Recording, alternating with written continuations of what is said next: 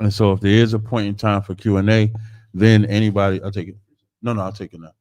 So if there's any point in time for the Q&A, the people on Clubhouse will then be able to unmute, or the people in the chat will be able to type in a question. But until then, Tally, you could bring anybody up on stage, like if it's somebody from the school, anybody we normally would bring on the stage, that's cool. But if everybody could just stay muted while we're doing a debate, because what you say will be heard by everybody. So whoever we would normally bring on stage, Sally, you have free range to do so. And then, of course, if y'all could share and ping the room. Also, if you want to watch this live on YouTube, if you want to see my ugly face, Salakia, I'm going to put the link in the chat. And then if y'all want to see it that way as well. So just bear with me 1 second, y'all. And I appreciate y'all joining me. I just, ran that one white boy off last. We'll see what I could do with this white boy. So I'm just going to put this in the chat. Oh, wait, let me see. Hold on. I be feeling like I'm retarded sometimes when it comes to Clubhouse. I'm gonna put this in the chat. So I'll put the link in the chat. Tally, as a mod. As a mod, Tally, can you grab that chat? Can you grab that link in the chat and pin it to the top for me, Tally, if you don't mind? I appreciate it. And like I said, if anybody wants to come up, y'all can come up just as long as y'all stay muted. The only time, of course, you can unmute is when the Q&A comes in, and then we'll rock and roll from there. If anybody could just share, if everybody could just share, I would greatly appreciate it. Tally, you got my number, so if there's any audio issues or something, just text me, and I'll tighten it up from there. All right? Okay. All right, the water. Now to my YouTube people, I'm about to tell y'all the same thing I just told my Clubhouse people. If y'all wasn't listening, can y'all hear me? If y'all can hear me, give me a 1, 2, 3, 4, 5, 6. If y'all can hear me all right on the live stream. Shalom, shout out to Michael Love, Christy Balcom. Hope I said that right. Jude Benjamin, Pedro, Rihanna, Michael. I'm good. All right. So as I was saying, we're about to have a good old debate. We're gonna see. It's about the genocide in Gaza. We'll talk about history. Just to let y'all know, one of the things that I do want to intentionally touch on is anti-Semitism, because I think it's an appropriation that they don't only have the right to use if they choose to use it, and call other people anti-Semitic that are actually Semitic makes no sense. So I do want to delve into that. So I'm gonna be clicking the link, joining Ralph's live stream as soon as I can find it. Did I send it? Okay. All right. So let me share my screen, and then I got y'all covered. All right. Can y'all hear me all right? I think hold on, let me see. Allow. Y'all let me know if y'all can hear me all right or not. Allow. Okay, I said I clicked allow. Okay. Allow on every visit. There we go. I'm gonna ask to join. All right, so I'm good. Sounding nice and clear. Tested 1, 2, 1, 2. I don't think I'll be that loud. I'm lying. I'm a Gas and a West. My mother's side and father's side was loud as hell, so I ain't heard. Yeah, the guy I'm battling is, I believe he's Amalek. Yes, or Ashkenaz. Ashkenazi. Hey, I might play a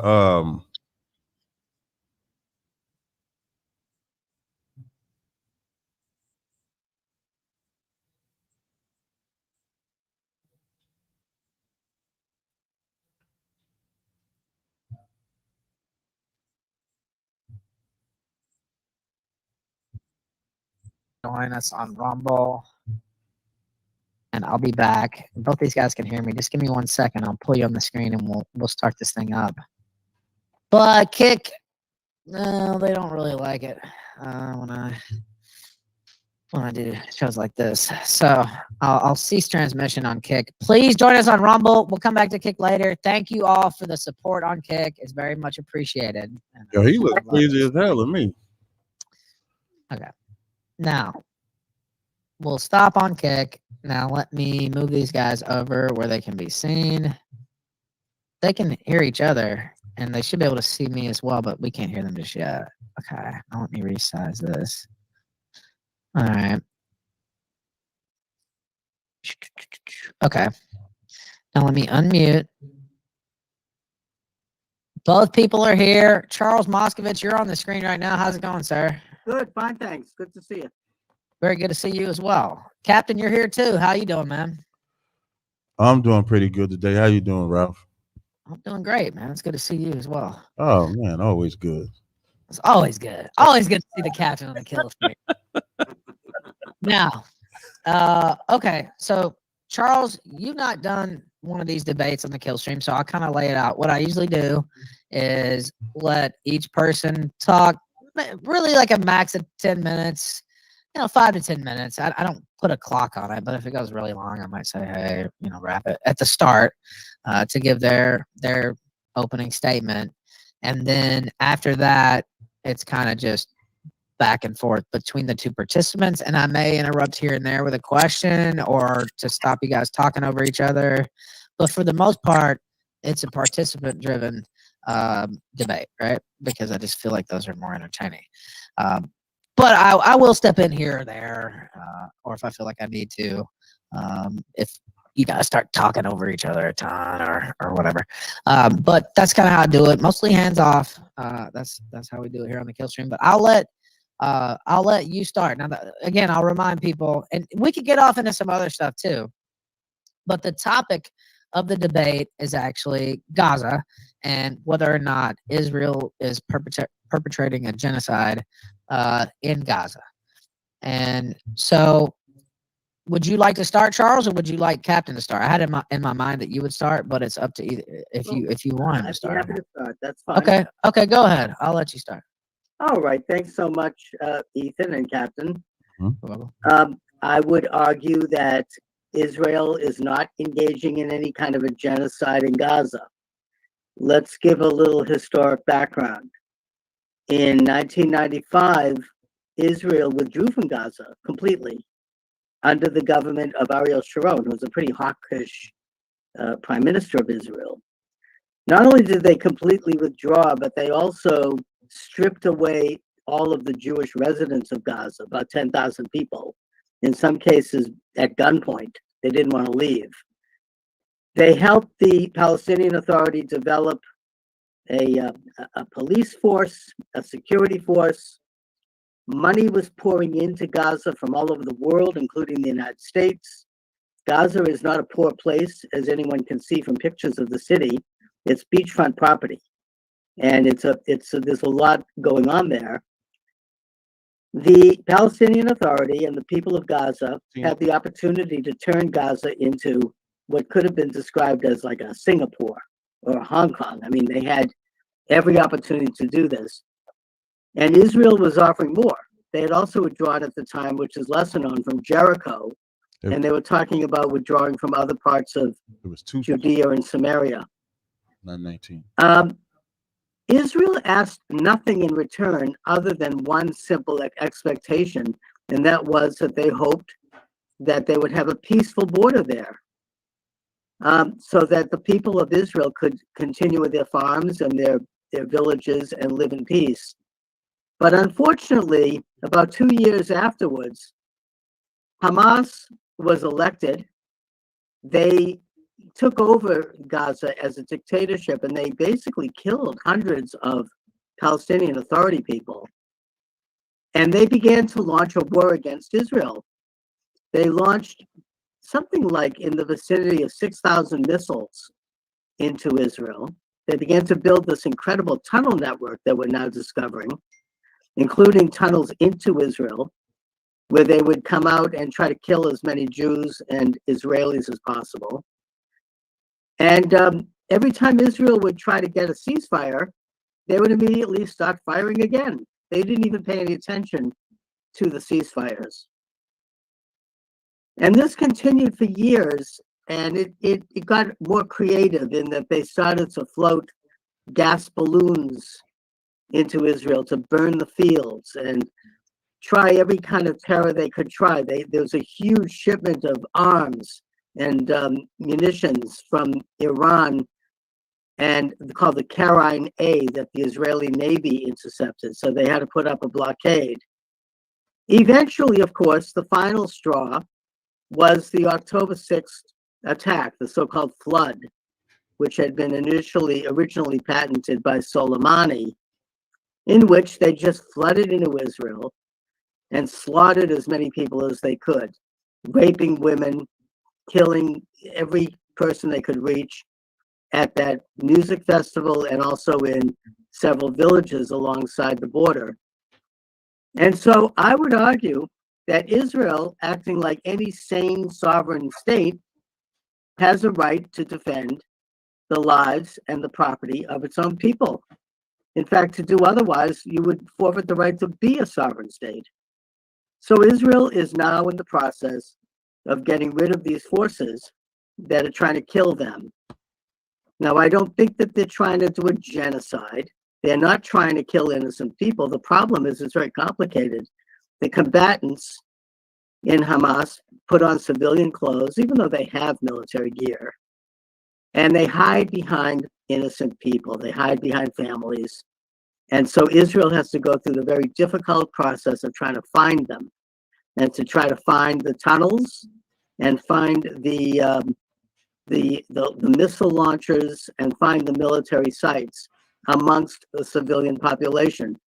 I would argue that it's a difficult job, and they are doing it as best they can under the circumstances. Go ahead, Captain. No problem. I think you meant 2005, not 1995. Am I correct? No, 1995 was the year that. Oh no, yeah, it was two. Thank you. Looking it up when you said that, and I didn't see 1995, but yeah, you're right. I meant right. 2000. And then in 2007, when I look up the history, the part that you're missing, after Hamas, when they seized it, it was like Israel put up a blockade. But when you mention history, one would also argue that you can't go to 2005 history. You would have to go to the history of you would say before y'all got there. So if you're talking about, let's say in the early 1900s, when y'all first got there, one would argue that the Palestinians being displaced, when they were promised not to be displaced, when they were promised not to lose their religion, when they was promised not to lose their way of life, only to lose it. And initially, there was a limit of how many immigrants could come into the land with the Balfour Act. So one could say that your breaking of the rules is the actual cause of the conflict. Now, me, myself personally, I don't care for either party, but I can judge a matter. What I mean by I don't care for either party, like the land really belongs to the children of Israel. That's a conversation maybe we can get to at some point. Yes. Obviously, we believe differently who the children of Israel are. Okay, no problem. We'll see. So when we talk about history, historically, it was colonialism that you guys went to imply on the Palestinians that has caused this never-ending war. So when you say genocide, when we look at the numbers of deaths, it wouldn't even be comparable with the deaths of the Palestinian or the Arabian people as opposed to your people. You can also argue that the Palestinians invited you in. I can play a video if you want to see where y'all came in on the boat in like 1935. Y'all come in on the boat and like, don't hurt us like the Germans hurt us. And they brought y'all in. And then when they brought y'all in, y'all began to eradicate them. So you would be the cause of their fight or of their plight. It's like if I'm trying to come in and destroy your home and live in your home and you're fighting me in my home, you're not wrong for retaliating against me because I'm invading your home. So you guys are invading their home and then get mad when they fight back. That's how I look at it as an outsider that have nothing invested in Israeli people or Palestinian people, being able to look at it objectively. I would say that you guys are genociding, and you won't stop until even. And I'll end on this. What's your current prime minister's name? I don't want to mess up the Hebrew. Benjamin Netanyahu. Netanyahu, right? Mm-hmm. Netanyahu made a point to say that we're going to remember them like Amalek, right? You familiar with that statement? You know, when Amalek did what they did was Amalek purposely targeted the weak and the elderly. Exactly. Right. And so that's the reason that the Lord told King Saul to get vengeance on them. That's right. The Palestinians aren't going after the weak and elderly. Y'all are in reverse, because it's like 30-something thousand. They did on October 8th, and I don't mean to interrupt here, but that's exactly what they did. Well, y'all, when we look at the death tolls right now, they are at 30,000 dead. Israelis, according to Hamas, by the way. The Israelis hypothesize that 10,000 of those are military. Right. So that would be 20,000 civilians. Y'all are only at like what, 1,400? Well, I mean, so when you first of all, I mean, you also have to factor in how many of the Palestinians have been killed by Hamas itself, because they keep misfiring their missiles and they keep killing people that they suspect as traitors, like these 30 people that were found dead in black plastic bags. That sounds like propaganda, but I want to ask my question. If you take, if it's 30,000 and I minus the 10,000 that they say are military, which you could say the military signed up for it. So if you got 20,000 compared to 1,400, what's this genocide side? Is it the Palestinians are being genocide, or are the Israelis? Well, let me ask you a question. Do you think wait, you got to answer my question first, though. I will, with a question. Okay, in typical Jewish fashion, okay? Yeah, okay. Which is, that's not, it's like a Talmudic meaning approach. he ain't going to answer. Meaning he ain't. Well, no, I'll answer it. Here, I'll give you my answer in the form of a question. Right. Do you think that Israel and the IDF is deliberately and consciously trying to kill innocent people? Yes. Okay, well, I disagree with you. I think they're trying to kill combatants, and the combatants are hiding behind innocent people. Israel's not trying to kill women and children. They never. Why would they do that? They destroy hospitals with women and children. With terror tunnels underneath, and with they finding all these, munitions in the hospitals. Why is Hamas building that at a hospital? So think about what you just said. I said is destroying hospitals with women and children. You just gave me an excuse to kill women and children. I'm explaining why they had to do it. I'm not saying that's where their military headquarters is. Just listen to what I'm saying. They are killing innocents. You trying to say that? I'm trying to say they're trying to avoid that when possible. But when you put a bomb, right? If you put the weapons where the hospital is at, they're gonna say, F these kids, F these women. We're gonna bomb the hospital. No, you have to ask, why is it the F the children and women that Hamas is putting bombs next to their beds? Why are they using hospitals as a place to set up a military base? Right. Why are they using orphanages? Did they find the weapons there? Yes, they have found weapons there, according to any international observers. They have found massive weapons there, and they found tunnels and headquarters right underneath these rooms. Yes, they have. Yeah, tunnels is anywhere, and I don't think you're in a position. No. The headquarters was found at that hospital you're talking about. All I was going to say, when it comes to tunnels, I don't know if you want to talk about tunnels, because the Jewish people had that tunnel out here. So y'all just as good at tunnels as the Palestinians. Were they using it to kill people? They was using it to do all type of. You're talking about the Chabad tunnel in New York. That has nothing to do with Israel. That has everything. Were they not Jewish? Yeah, but they were not. They're Americans. They're not Israelis. They're building that in order to have a mikvah, and in order to these kids, these hooligans, these Chabad hooligans, were using it. Bad Jewish people. No, that's a nothing burger. But to get back to your history. No, not the history. I want to address that. One at a time. Not the history part. I don't mind the history part, but just on the record, if there's weapons at a hospital and there's women and children there, you're going to kill the women and children. You try your best not to, but you have to get the military. Just a yes or no. Just a yes or no.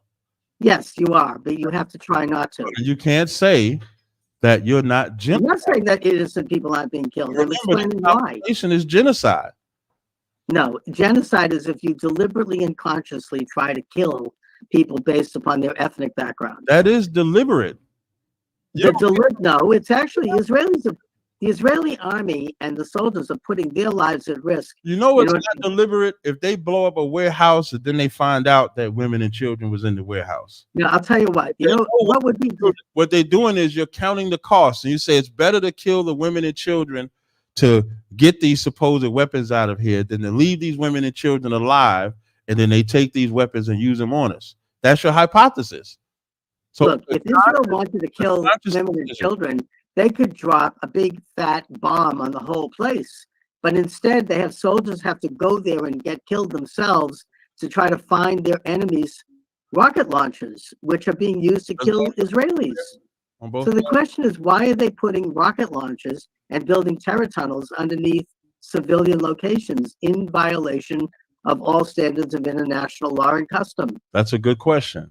And it goes right back to your forced occupancy of Palestine. Israel wasn't occupying Gaza.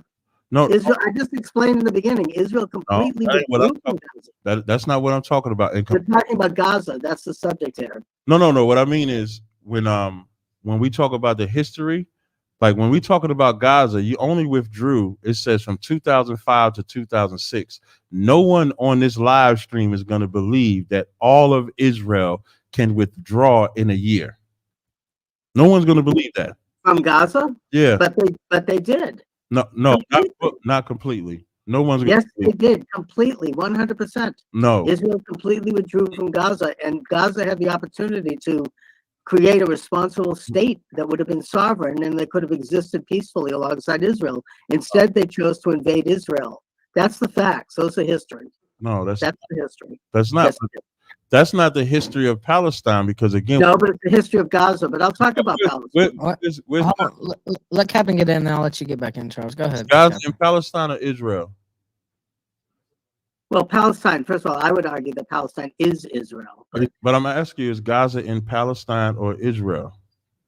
Well, right now, I think it's pretty much in Israel because they've occupied. They've had to reoccupy it, unfortunately, which they did not want to do. And then Israel itself, was that at one time Palestine before 48? Yes, it was Jewish Palestine. Yes, it was. No, it was just all Palestine, and then it got divided, right? Well, it got divided in 1921 between Jewish Palestine and Arab Palestine, or what's called Cisjordan and Transjordan. Transjordan eventually became the Arab Kingdom of Jordan, and Cisjordan eventually became the Jewish state of Israel. So Palestine was divided at that time. Right. And how was it divided? It was divided along the Jordan River with the west part. So what I'm asking you, when I say how was it divided like the Palestinians wanted to divide, or they did not want to divide? Were they promised that it was going to be okay to have it divided? Like, that's what I'm asking. That's the history that I'm talking about. Well, it's okay. Let me address the entire history. Thank you. You're welcome. First of all, the Jews didn't just show up in that miserable little strip of land that we now know as Israel. Good. I get into this in my book, The Anti-Semitic Imagination. Can you hear me okay? Yeah. Oh, okay. Sorry. Where I point out that Jews have always lived there, especially in the cities, that Zionism is a movement that is nothing more and nothing less than the national and religious aspirations of the Jewish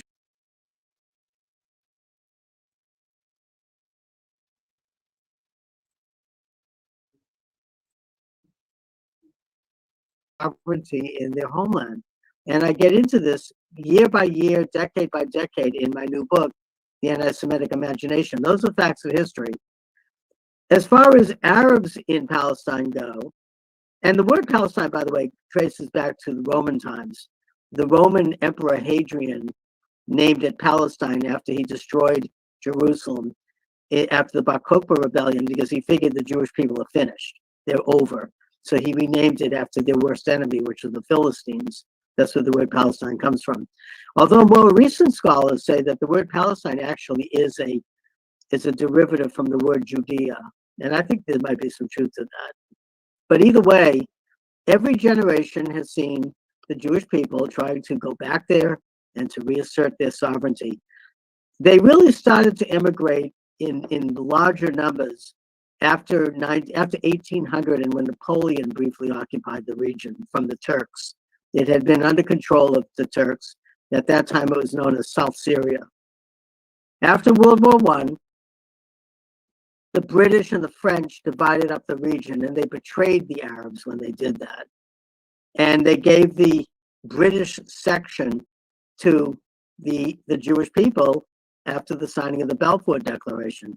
Now, what's not known about that is that at the same time, the Arab head of state, King Faisal bin Hussein, who is recognized as the main figure in the Arab world, he's a direct descendant of the Prophet Muhammad. He signed an agreement with Chaim Weizmann, who was the head of the World Zionist Organization, recognizing Israel, Jewish Palestine in 1917, February 6th of 1917. It was, or 1918, I'm sorry. It was part of the Paris Peace Agreement that ended World War I. And the reason he did it was because he could see that the Jewish people who were immigrating into Palestine at the time were creating this incredible, dynamic, organic society where they were growing crops and they were building businesses and they were developing democracy and developing technology. And he wanted the same thing for his Arab countries after World War I. And so he figured that by this nationalist movement would work hand in glove with Arab nationalist movements. And together they would develop sovereignty. At the time, he wrote a letter to Felix Frankfurter, who was the president of Harvard Law School and who's a major Jewish Zionist figure, saying, I want to welcome our cousins home to their homeland. I want to give you a hearty welcome home.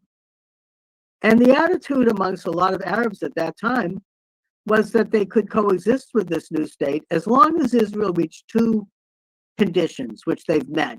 The first is that they would respect the rights of the Arab minority. And the second was that they would respect the sacredness of Islamic holy sites. Israel has done that. They haven't done it perfectly, but they've tried to do it, and they've basically done that.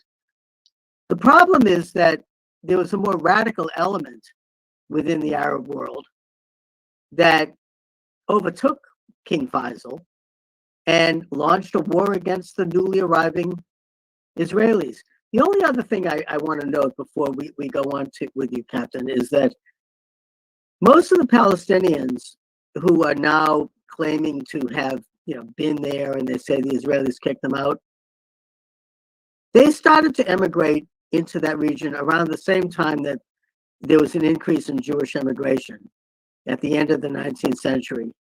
And the reason they started to emigrate there was because the Jews were building businesses and they were developing cities and they were developing farms, and they wanted to work and they wanted to take advantage of it. They wanted, they wanted to be a part of it. But they're not descended from any kind of ancient people. They all started to arrive essentially at the same time. I mean, if you look at Yasser Arafat, for example, he was Egyptian. I mean, there were a couple of very aristocratic Arab families that are still there that had been there all along, and there were Jewish families as well. But it's a little deceptive to say that they had some kind of an indigenous right to the region, because they really started immigrating en masse around the same time as the Jews started immigrating en masse, which started in the late 19th century.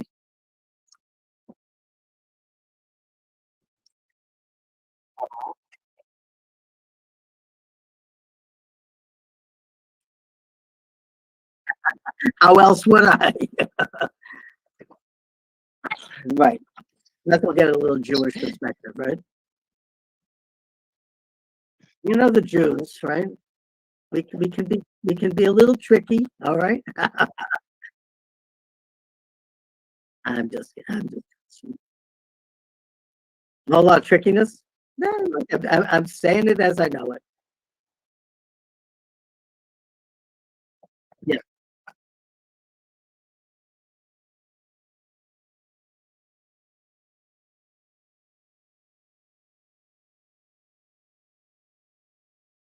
Modern Zionism, not Zion. As I said, Zionism is part of Judaism. No, wait, let him finish. Go ahead, Kevin. Yeah, go ahead. Sorry. Yeah, no, I was let him go because we have a respectful stuff. Go ahead, Captain. From my other thing. Okay. So what I was saying was, you got, you threw me off a little bit. So you got the Jewish Colonial Trust. That's the original name of the bank, Lumai, if I'm saying it wrong. Lumai. Yep. I appreciate that. That's two. Lumai. The original name was Jewish Colonial Trust. Why do people think it was colonial? Because colonial goes with colonize, colonialism, things that other nations do when they take another people's land and then imprint their way of life onto that land. You can look up Theodore Herzl's letter where he spoke about colonizing. I believe the letter was to, let me see if I can find it in my notes.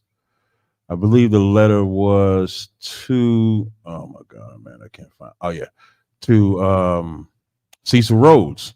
Because Cecil Rhodes, he had just did the same thing. He had colonized Shona in Africa and renamed it Rhodesia. And Herzl applauded that effort. And it says it doesn't involve Africa, but a piece of Asia Minor, not Englishmen, but Jews that colonized in Africa. Because, you know, Jewish people try to be innocent of these things, but they're colonizers just like every other white man is a colonizer. It says, so how then do I happen to turn to you in this way out of the matter for you? How indeed? Because it is something colonial. You, Mr. Rhodes, are a visionary politician or practical visionary. I want you put the stamp of your authority on the Zionist plan and to make the following declaration a few people to swear by you. This was always the Zionist plan, to colonize Palestine. That was the plan. So when you go, that's what the bank was for. That's why it was originally called Jewish Colonial Trust. That was built specifically for the hope or land, of establishing the land that ultimately became Israel, but it probably could have been anywhere. And they would have been fine with it being anywhere, but they wanted their own land. Then from there, you have the letter that Balfour wrote to Mr. Rothschild. And it says, I have much pleasure in conveying to you on behalf of His Majesty's government the following declaration of sympathy with Jewish Zionist aspirations. Which, side note, is really weird when you got Balfour and them having this so-called empathy, because even when I read your book and when I looked up online, European nations wasn't really rocking with y'all as far as allowing y'all to come into their country en masse.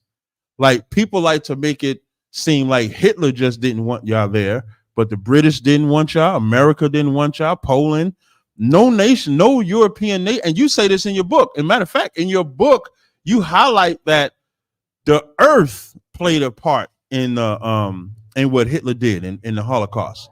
Right. You know what I mean? So you guys, what I want to show here is that the desire to go to Palestine preceded Hitler, preceded Germany. Sure. It had nothing to do with the Holocaust. And that's what most people believe. And that's the sympathy that the so-called, the Jewish man plays on. He plays on that the Jewish people were slaughtered to the tune of 6 million. And because of that, you get so much sympathy. But what they don't realize is that Herzl was trying to colonize Palestine and put the plan in effect in the 1890s. Oh, yeah, no question. I don't disagree with that. When we have the Balfour so now remember, the subject is genocide. You colonize a people by genocide.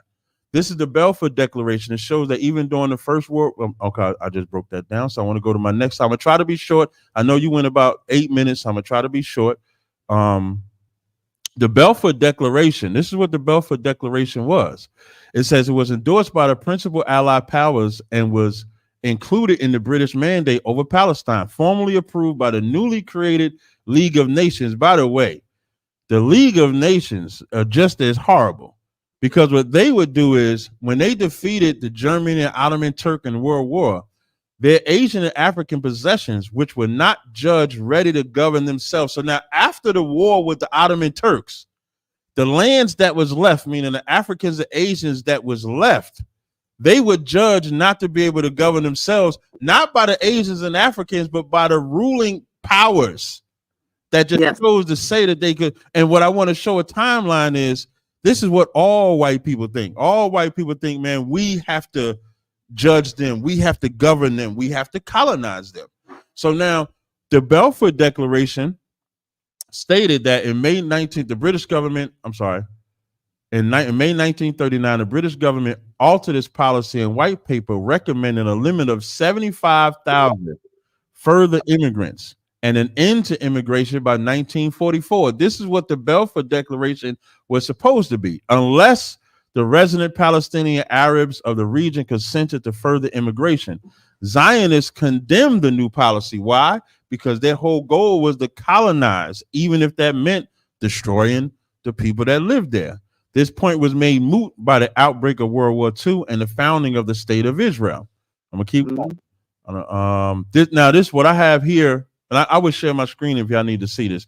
But a lot of people also believe that there was no Jewish people working in the German or the Nazi regime. That's also not true. In the beginning of the Nazi rule in Germany, the Zionist movement was inclined to cooperate with the line that the Nazi government adopted at the time, encouraging immigration of German Jews to Eretz Israel. So it wasn't even a direct opposing at that time, because they're working with the Germans to move to Eretz Israel. In the spring of 1933, the leaders of German Zionist Association decided to contact elements within the Nazi party who might support the Zionist cause.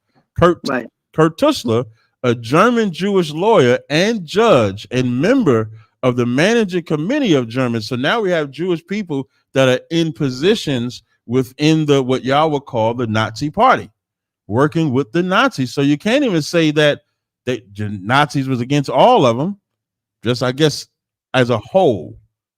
So then you have the video I was telling y'all about, where in 1943, when the Jewish refugees entered Palestine, they was carrying a banner saying, "Germans destroyed our families and our homes. Don't you destroy our families and homes." And you know what the Palestinians did? They welcomed them in there. And what happened after that is where the bloodshed came. Are you aware? Oh, I'm sorry. Before I skip to the bloodshed, then you got Harry Truman, who took a bribe. And I know, I think I heard you speak about this. Matter of fact, I watched the interview with you and Ralph, and y'all laughed because y'all said he was right to take the bribe if he did take the bribe. Am I correct? Yeah. So you don't even dispute that he took. No, I don't know if he did or not, but if he did, it was money well spent. Right. That's what you said. Right. That's as you said. Right. So. Well, yeah, I didn't say. By the way, I want to clarify. I didn't say he was right to take the bribe. I said it was a good play by the Jews. Did that, right. I just want to clarify. We got that. Ralph, don't put me in there. Hold on now. Wait a minute. All right, go ahead. No problem. So now, even when you look at the letter that he wrote. When you look at the red letter that he wrote, it says the government has been informed that a Jewish state has been proclaimed in Palestine, and recognition has been requested by the provisional government thereof. The United States recognizes the provisional government a de facto authority. The provisional is added; it's not written in there initially. So even in that, it lets you know Truman was bribed to do that because other presidents did not want y'all, as you admitted. The other president, America, did not want y'all to come over there. Palestine was the only place that can happen. Right after that, you had Nakba. You familiar with Nakba? Yes, of course. Right. So Nakba was the ethnic cleansing of Palestinians in the mandatory Palestinian during the 1948 Palestinian War through their violent displacement and dispossession of the land. This is why history can't start at 2005 with this conversation. History has to start with the Zionist movement wanting to colonize Palestine for their gain, and Palestine never giving up and always fighting back, no matter what they may have to do. And the advantage that Israel has, or the Israelis has, is that y'all have America backing y'all today. You have Great Britain or Europe backing y'all, not Europe, but Great Britain backing y'all today. And Hamas and them don't have that. That's why, that's why. But Iran is not America. America is the number one super. Yeah, but Iran is an oil rich and powerful, and they don't have the Arab have weapons. They don't have drones. They don't have all of that to fight against y'all. So, no, they don't. Why They do just you think they have to their put their proxies, the Houthis, just to use drones to hit American boats. Why do you think they have to put their weapons, like you said, in hospitals? Because they don't have a military force like y'all have, and the back There's a tremendous military force. America. And Hezbollah has an even bigger one on the northern border. That's cap. So it says, during the foundational events of Nakba in 1948, dozens of massacres targeting Arabs were conducted over 5 Arab majority towns, and 750,000 Palestinians or Arabian people were killed at the hands of Zionist militia. So when we talk about, I've never heard that figure before. yeah, that's the number. You know, can I have a shot here? Yeah, no, you're good. Okay. There's a lot to address. I mean, first of all, you're absolutely right. I mean, it didn't start in 2005, and it didn't start with the Nazi movement. As I said earlier, the real immigration started mid to late 19th century, but every generation has seen Jewish immigration to their Holy Land. I would argue that it started with Abraham. When God told Abraham to go up to that land that I will show you, that miserable little piece of beachfront, I don't know why he chose Israel, but that's what God commanded Abraham to do. And Abraham did that. So, you know, it goes way back. It's every generation that we're commanded to do this. Now, as far as that Herzl and the colonial and all that, I think you're correct in that the modern Zionists were inspired by the European colonial movements, and they did model themselves after it. The only difference here, and it's kind of an obvious one, frankly, is that Israel wasn't a colony, because a colony requires a motherland that then sends out military people and others to conquer another country. There is no Jewish state by which they were sent out. They were kicked out of Europe. Nobody wanted, they wanted them to leave Europe. The Israelis, or the Jews, organically settled that land. They weren't colonizers. They were settlers. And as far as colonialism goes, I'm not in favor of it, especially in Africa. But, it's also kind of a mixed bag in that, look, the American country was, in a sense, colonized by Europeans, and they fought wars against Native Americans. Those are just facts of history. If you want to really go back, it was the Arabs who colonized North Africa and the Middle East, and they conquered. These were predominantly Christian countries, and they were subdued by the forces of Abu Bakr and Ali and others who came out of Arabia, and they conquered these countries. So, I mean, we could go, we could talk about, who is indigenous and who conquered. I would argue that the Jewish claim for that little country, in terms of being indigenous, is a better claim than the Arab claim. I'm not disputing the Arab claim. I just would argue that the Jewish claim is the better claim, and that Arabs actually are predominant in over 22 countries around the world. These are oil-rich, vast, resource-rich countries, and that Israel has none of that. Israel is not oil. It has no oil. They've got no population. It's tiny. And as far as Truman goes, recognizing Israel, the Nazis. Yeah, sure, the Zionists cooperated with the Nazis in order to get Jews to come to Palestine. Why not? It's too bad they couldn't have gotten more. As far as Truman goes, Truman, whether or not he was bribed, it's not all that relevant. The point is that everyone in the establishment told him not to recognize Israel because it wasn't in America's interest. The Israelis like to say, oh, it's America's interest. We're the best allies. That's a lot of bull. Israel's not right about that. It's not in America's interest to recognize and to deal with Israel because Israel doesn't have much in comparison to the Arab world, which is vast and oil rich. And that's exactly what Truman was told at the time by Secretary of State Marshall, by Secretary of Defense Forrestal, by the Council on Foreign Relations, by the entire rotten white supremacist international establishment.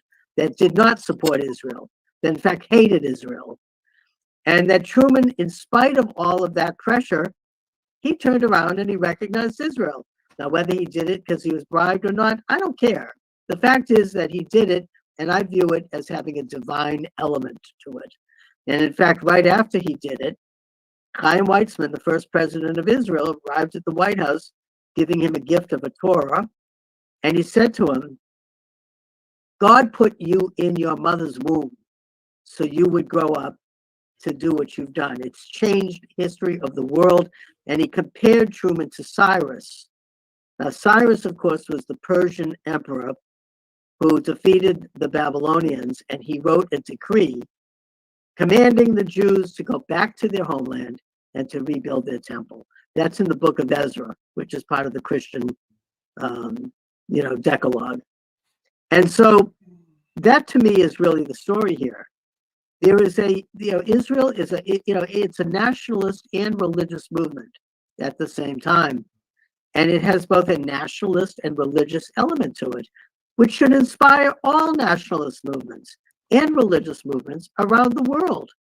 The fact that Israel has gone through what they've gone through to retain and maintain their sovereignty and to develop this incredibly dynamic society that includes, by the way, Arabs and Muslims, should be an inspiration to all countries, especially Arab countries who want to get rid of their corrupt leadership and develop successful societies. Can I get in here now? Yeah, go ahead, Yeah, please. Thank you. I appreciate that. I want everybody to note that usually when anybody works with Germans, they call them anti-Semitic and they charge them with war crimes. But if you're a Zionist, you can work with the Germans. No, before the Holocaust, don't forget. But if you're a Zionist, you can work with them and it's not considered a war crime before or after the Holocaust. They will lock you up at 90 years old. They lock up 90-year-old Germans for war crimes. But if you're a Zionist and work with the Germans, you're not considered anti-Semitic, which I would like to discuss, and it's not considered a war crime at all. That's the hypocrisy of them. Also, when you try to slide away and say that the colonization is something that y'all learned from America, y'all also assisted in colonizing America too. Like Jewish people played a role in the slave trade. Insurance companies were created by Jewish people through the slave trade. Banks were established, right? So don't act like Jewish people are unfamiliar with colonization. Y'all are just as culpable as the other Europeans that colonized. So y'all know this work. When you say that this is religious, but you acknowledge the history of what y'all went to do to establish by colonizing, that is not religious. Nowhere in the Bible did God say, go colonize these people. And we want to talk about Abraham. That's going to be a whole nother ball of wax. I don't know if you're ready, but when the children of Israel went to take the land, he didn't tell them to colonize them. He actually said, have no dealings with them. Don't resurrect their God. Don't marry their daughters. Don't do any of that. He never said to colonize. He never said to enslave them. As a matter of fact, Deuteronomy 23:7 says, thou shalt not abhor an Edomite, for he is thy brother, nor the Egyptian, for thou was a stranger in his land. So if y'all coming in as the stranger, you actually broke Torah by then violating and causing mass genocide against the Palestinians because they welcomed you in. If we want to talk about Abraham, now that gets into the Bible or into the Torah, and then the conversation will have to be, do you have Torah rights to even be in that land? Which I would say no. My position is that you have no connection to Abraham at all. No, I'm sorry, let me rephrase. You do have connection to Abraham, but you're just not the chosen seed of Israel according to Torah at all. I got a quick, do you consider yourself an Ashkenazi Jew, or what type of Jew would you classify yourself as? Probably Ashkenazi. I mean, my family came from, Poland, Belarus, that region. Okay. But yeah, they're Ashkenazi. They're not Sephardic and they're not Mizrahi. You know, Ashkenazi is from Japheth. They're not even from Shem. I reject that. That's in the Torah. Well, first of all, the term Ashkenaz in the Torah is the word for Germany. Just like the word Sephard is the word for Spain. So you have Sephardic Jews who are from Spain. Can I read the Bible? These are just national terms. Doesn't describe the people. Got you. So Genesis 10:3 says, I'm sorry, the 10:2. It says the sons of Japheth, Gomer, Magog, Madai, Javan, Tubal, Meshach, and Tiraz. Verse 3. And the sons of Gomer, Ashkenaz. Right. So you're not. And the Ashkenaz settled in Germany and they became Germans. But you're not Shemitic then. You're no. The Jews are not German. Are we German? We are. I would say you're German. No, I would say I'm a Jew. Look, You the Ashkenaz. It's sort of like, you know, in this country, we're called Americans, but we have different ethnic backgrounds. I mean, we're black, we're white, we're Hispanic, we're Asian, but we all call ourselves Americans. Germans, if you're in Germany, you're called German, but there are different ethnic backgrounds, and the Jewish people are a different ethnic background than the Germans. So another question for you. So would anybody from Shem be able to use the term Semitic? I suppose. I mean, these terms are sort of modern terms. They came from this German social theorist. No, but biblically speaking. Yeah, I would say so. And I think the Arabs are Semitic. So why are they considered anti-Semitic? Why would we be considered? I didn't say they are anti-Semitic. I mean, I think anti-Semitism is based. It started out, put it this way, it started out in the late 19th century by this theoretician, Wilhelm Marr, right, who was into race theory, and he developed all this business about the Semitic race, the Hamitic race who are black, the Japheth who are white, and et cetera, et cetera. And I don't know what he called Chinese people, but he developed this whole ridiculous, crazy race business. But y'all run with it though. It can't be that crazy. Y'all ran with it. Y'all ran with it. Y'all use it to this day. Well, wait a minute. Let me finish my point here. Go ahead. It started out as a racial term to describe Jews, and if you were against Jews, you were against them as a race. You were anti-Semitic. But in this day and age, and I think particularly since World War II and the Nazi Holocaust, it generally has an overall meaning of simply being anti-Jewish. That if you're anti-Jewish, it's not because you're racially anti-Jewish. The Nazis were anti-Semitic in terms of they viewed the Jews as a race, but they also were anti-Jewish in a political sense. They believed the Jews were involved in the conspiracy to rule the world, and a lot of the stuff in the Protocols of Zion, and a lot of the stuff was found in Karl Marx's work, that the Jews secretly run the governments, they run banks, all that kind of crap. Hey, would anybody be in Germany? Excuse me, anybody in Germany actually Ashkenazi? The Jews would be mostly. Some of them are Sephardic, but most of the Jews of Germany and Eastern Europe are Ashkenazi. I mean, by Torah. No, they're not. They're not literally Ashkenazi. They live in Ashkenaz, which is Germany. Oh, what I'm asking you is there anybody? Let me say it differently. Is there anybody in Germany that's ethnically Ashkenaz? Yes, the Germans. So you said all the Germans are ethnically Ashkenaz? I mean, from a biblical standpoint, yes. Just like all of the Spanish are Sephardic, because Sephard is the biblical name for Spain. So now, then we can go on record that Arabian Palestinians, myself, we can't be anti-Semitic because we are Semitic, right? I suppose.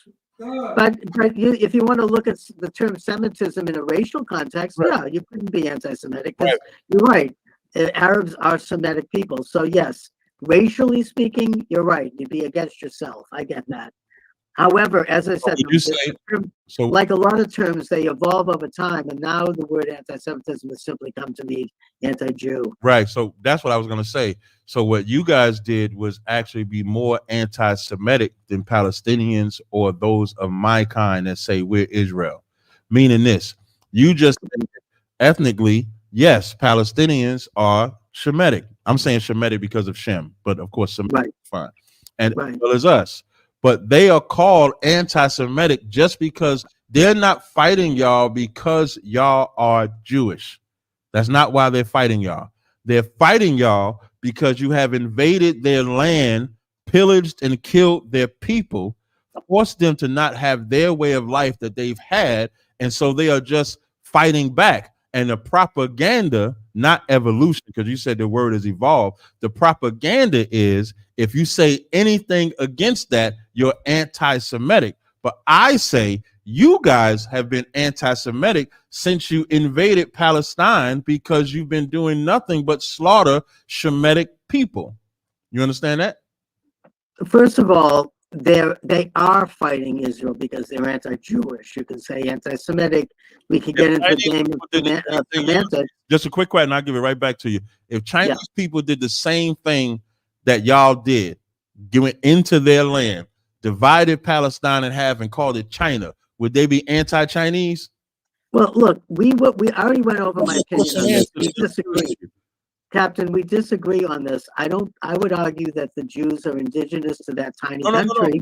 This is my hypothetical question, because you said that they're doing it because they're Jewish. So my hypothetical question is, if Chinese people did exactly what you guys did, went and divided Palestine in half, displaced the people, killed them, made them move, would they be considered anti-Chinese for fighting back?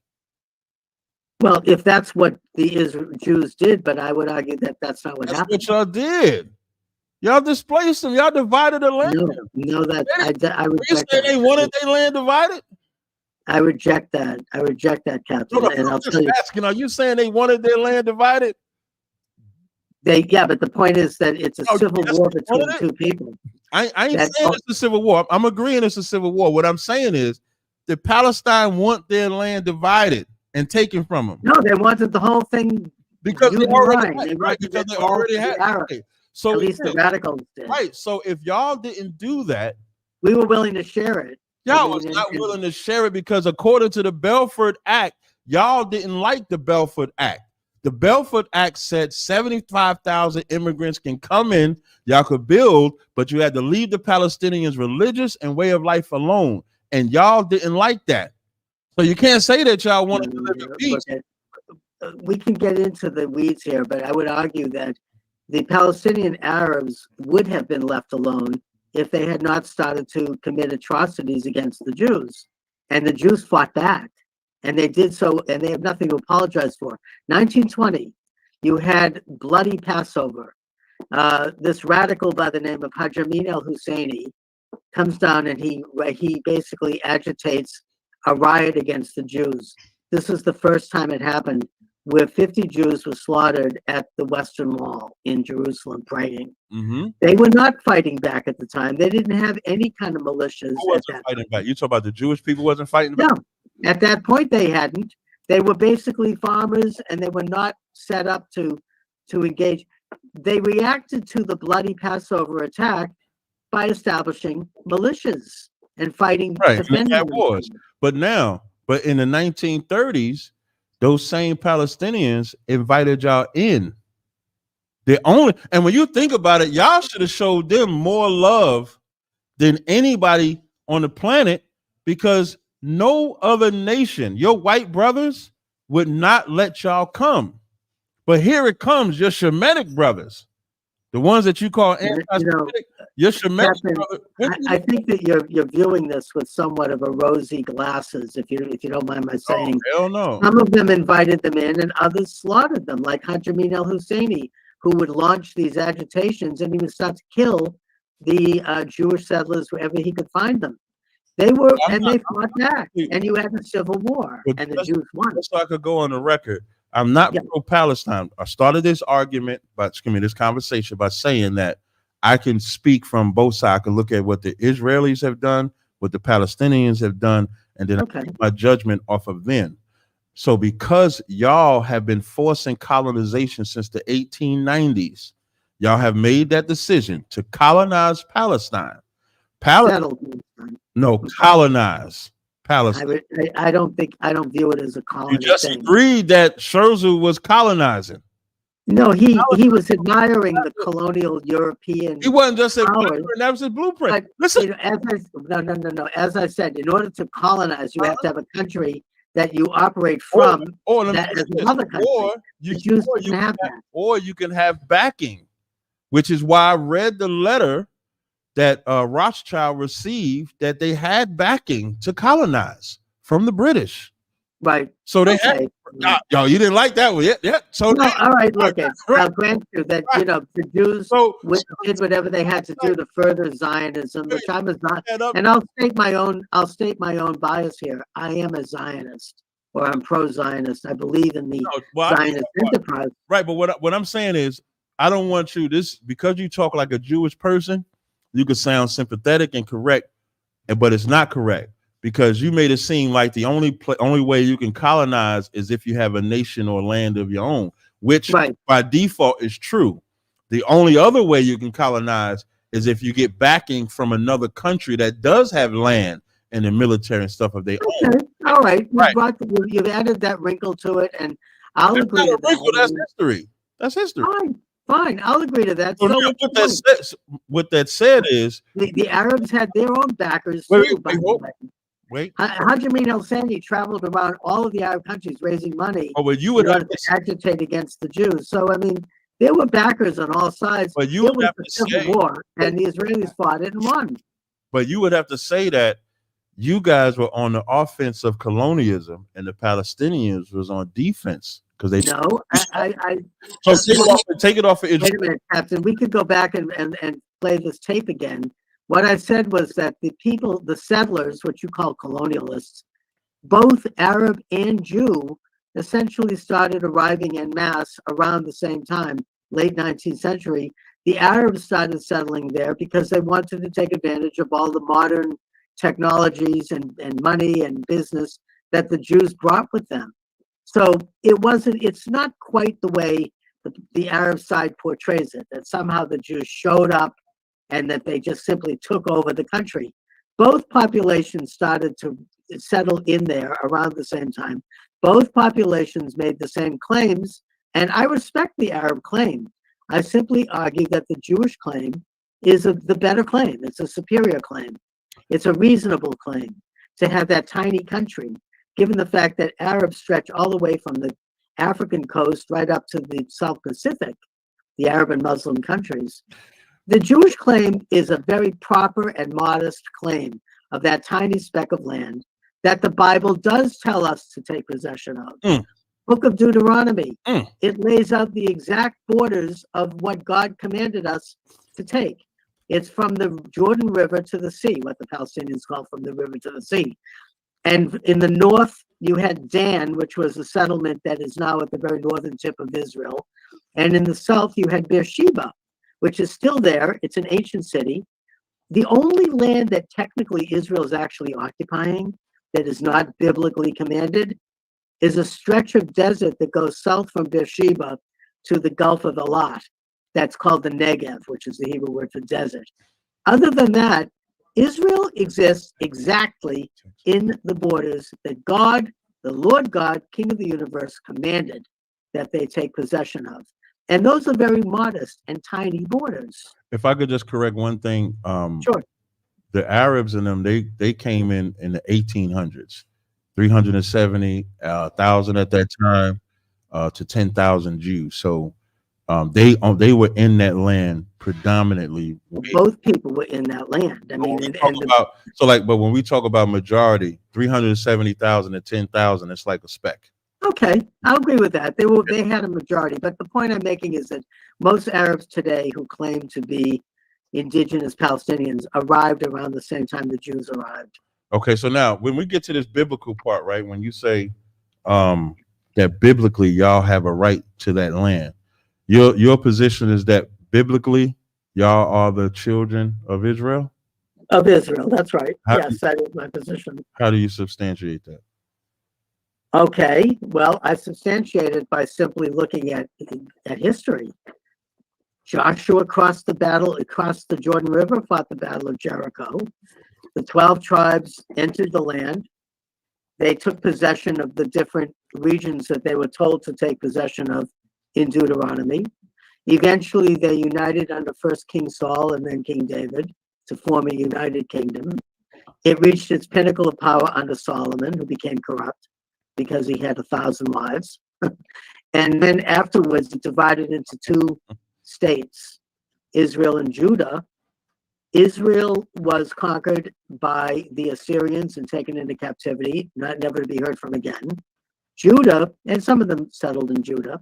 Judah survived another 100 years or so, and eventually was taken into captivity by Nebuchadnezzar and went into exile on the banks of the Babylon. We know this from the prophets. We know it from the book of Ezra. But no, Eventually, the Babylonians were conquered by Cyrus, who commanded them to return to their country. They did. That's history. Under Ezra, they rebuilt the temple. But that's not what I'm at. Okay. Well, you have to trace a history of our people. No. What I'm saying is, so I believe that we are the children of Israel. You believe that you are the children of Israel. And I'm making my case. I'm making how it happened. Okay. I got you. Good. I'm sorry. Good. All right. So then, anyway, Ezra reestablished the Judean state under the Persian sponsorship. Eventually became independent. That's what the Hanukkah story is all about. They kicked out the Greeks. They became sovereign under the Hasmonean dynasty. Right. Eventually, Rome came in under Pompey and created a client state under Herod, who was evil. And then they had a rebellion. They fought the Jewish wars, according to Josephus, which they lost in 70 AD. And Jerusalem, the temple was destroyed. They had an uprising about 100 years later, the Bar Kokhba rebellion, which they also lost. But they continued. They continued with the writing of the Talmud. And that documents how they remained in their communities, along with the Samaritans, who many people say are actually descended from the last 10 tribes. And that continued right up through the Roman and Byzantine times, right through the Christian times, until finally under the Byzantine Emperor Herodotus, they rebelled and became sovereign again briefly. And that sovereignty was eventually defeated by Herodotus, who 15 years later was defeated by the Muslim invaders. So that brought us to the modern times. Now, ever since then, the Jews of the Holy Land continued there.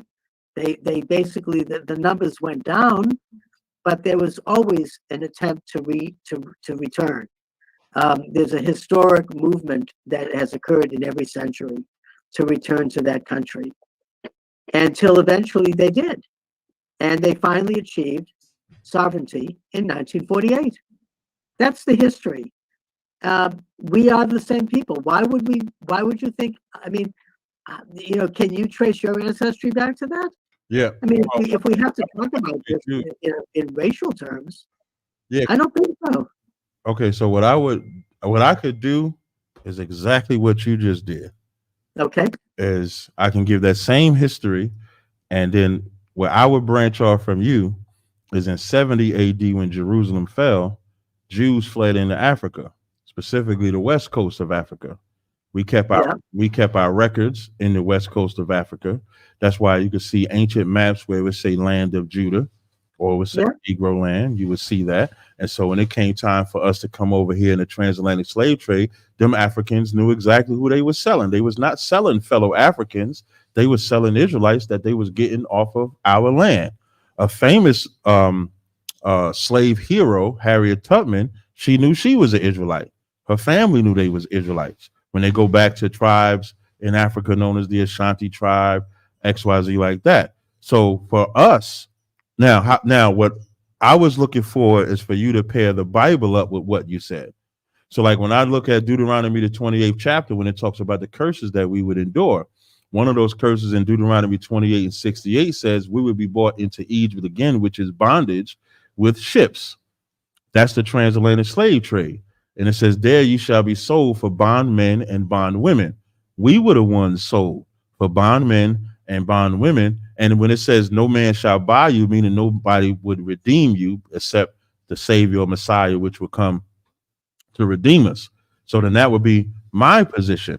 Also, I could go even further and say when Roman ruled, Roman didn't fall in a day. So when Rome eventually fell, black people actually ruled Europe. I'm saying black because that's the general term, but I would say Israelites ruled Europe for a time. That's what they call. I agree with that. That's right. That's historic. In fact, the Septimus dynasty in Rome, they were black. Right. Septimus Severus was black. I mean, the Romans didn't have any issue with race. I mean, well, Romans were black and white. I mean, it's not, Yeah, race didn't really become a thing until slavery became. I agree. Became business. So when we ruled and they called that the Dark Ages, that's why even Benjamin Franklin, anybody can look this up. He said we didn't want America to be black like Europe. That's a quote from Benjamin Franklin. Well, the original Americans viewed Scottish people as black. I mean, it's sort of they were. Thank you, because they I know that. They call them swarthy. So when you say exactly the history, now you and I have both traced history. So the only other place we can go to determine who's Israel and who's not is back into that Bible. For example, when Moses met the Most High at the burning bush, he was told to put his hand in the bosom. When he took it out, it was white as snow, like a white man's hand would be. When he put it back in and pulled it back out, it went back like his other hand. You see where I'm going with it? I do. Look, I don't disagree with a word that you're saying. Right. That first of all, the ancient Israelites were probably a lot darker than eventually the Jews became through intermarriage. I don't disagree with that. Right. And I also don't disagree that a lot of the Jews after the destruction of the temple did flee to Africa. In fact, welcome to the tribe. We're Jews. Man, if you I don't disagree with you at all. And in fact, there's a group of several black tribes. What just happened? No, we're both from the welcome home to the tribe. I mean, look, there are black tribes in Zimbabwe who practice Judaism, and they always have. They probably arrived there after the temple was destroyed. I don't disagree. Look, there are now black tribes coming in from Ethiopia and Somalia who are settling in Israel. Okay, but Ralph, I'm gonna tell you something, Ralph. I see why the Jewish man is the top white man on the totem pole, because his slick talk is above reproach. He heard all that I said, and he said, "Welcome home. We're Jews." Like we're both Jews. We're both of the same. He did not say. And by the way, I don't consider myself to be white either. Well, white. That's why I was saying earlier when I was saying black. I was like that. That's no contract. Right. I was even when I said in Europe they were black. I said that's not what we would call them back then. That's kind of like words that we use today. But to get back to the point, we are not the same. Here's how you know.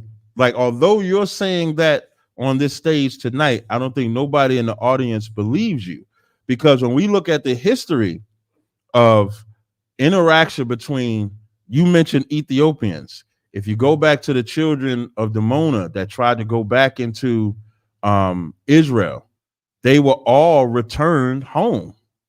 They were never allowed. Well, no, they were allowed to stay, but Israel didn't allow more of them to come. No. They're still there. They're still there in Dimona. That's a lie. I'm just trying to find an article so I could just speak intelligently about it. Okay. But that's not true. Hold on. Let me see if I think there's still a lot of them are still there. Israel did put a stop to their immigration into Israel. That's true. Here we go. It did not recognize their Jewishness. You're right. Right. So it says this is from AP News. After decades of struggle, dozens of African Hebrew Israelites face deportation. This is in. Yeah, but they're still there. I mean, I'm sure something. This is July 20, but they don't do that to y'all though. No, they don't. You're right. They don't recognize them as Jews. You're right. Absolutely right. Right. So when you say welcome home, I would get killed going over there with you. Well, wait a minute. But they do recognize the Jews from Ethiopia as Jews, and they're coming in. Let me find that one. Let me find that one for you. In case you think that. Oh, this is the one I want. Oh, let me read this real quick before I forget, because a question got sent in. Said it's from Galactic. He says, "Would Captain be okay if we rounded up all blacks, put them on a boat, gave them guns, and let them have Israel? I think it would solve a lot of problems." That's what he says. What he said with his. Captain like that. All right, go ahead. Sorry, I want to make sure I got that in. No problem, Ralph. So now this is March of 2022. Remember, he just said they ain't rejecting the Ethiopians that say they Jews and want to come home. High Court rejects petition allowing thousands of Ethiopians to immigrate to Israel.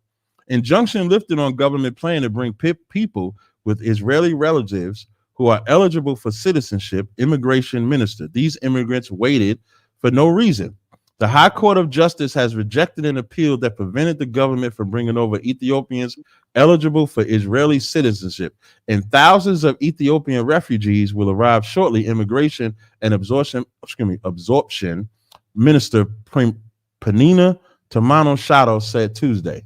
In November, the government approved the plan to let some of them in there, but they rejected that. So when you say that we're the same, when you say, because if it's about the diaspora that Jewish people always talk about, then you will everybody come in, which is why I said earlier, Jewish people are the most anti-Semitic people that exist today. You have no love for your fellow Semitic brethren at all. Now, if you can, well, we also have a Jewish identity. And look, I mean, first of all, there are Black Ethiopian and Yemenite Jews arriving now in Israel. I'm not saying Israel's perfect in that way, but they are there. Look, I have 4 cousins in Israel. My cousin and his wife emigrated to Israel in 1960s, mainly because he didn't want to go to Vietnam. And so he went to Israel and he fought in the Israeli army. They had 4 children. Of those 4 children, 3 of them are married. Well, one of them is married to a Yemenite Jew who's Black. Mm-hmm. The others are married to Mizrahi Jews who are Arab. I mean, that's the condition of Israel now. It's no longer just the Ashkenazis. It's a very integrated country. It's probably the most racially diverse country in the world, actually. And that the Ethiopian Jews are arriving in Israel, and they're great Jews. There's no question about their Jewishness. Now, you're talking about the Dimona situation. I don't think that they converted to Judaism. I mean, they were Christians. No. They not only did they convert. I mean, I remember they put the video up. It's so sad. They converted, gave their children up to the IDF. That's the military, right? Yes. They gave their children up to the IDF. They did everything that y'all asked for, and you still was trying to deport them and get them. All right. Well, look, I probably agree with you here. The rabbis that run Israel they do tend to be a bit corrupt. I mean, they wouldn't recognize Ivanka Trump's conversion. It's ridiculous. I would say racist, but now back to probably right back. I would agree with you on that. Thank you, but back to why I say is your people and the Palestinians have no right to that land. As I just broke down Deuteronomy 28 and 68, as I just broke down Moses, Samson had braids in his hair. 7 locks is what they said. That's a braid. Okay. Solomon said, I am black, but comely. That's what Solomon said. So how do we go from being these nice brown skinned brothers with braids in their hair to now you pale cats with yarmulkes on with side locks that you just twist to the side that ain't braids, you just say they locks. No, they use tippity So you know what it reminds me of? It reminds me of when you say American today, you think of the white man being American. You don't think about the Native Indians and the Hispanics that was here long before they came. So that's kind of what you guys did. You displaced. That's how you know you're good at colonizing, even if you ain't got a land, because even when you wasn't in the land of Israel, you displaced the whole race of people by claiming to be Israel when you're not. Well, first of all, look, I would agree with you in that. My question. I just want to include my question before you go. Yeah. What happened to the complexion? How did we go from this beautiful brown to this pale shit?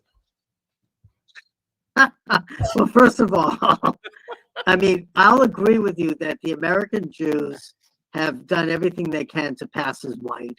I'll agree with that. Just like Italians and have passed as white. I mean, and they're not necessarily.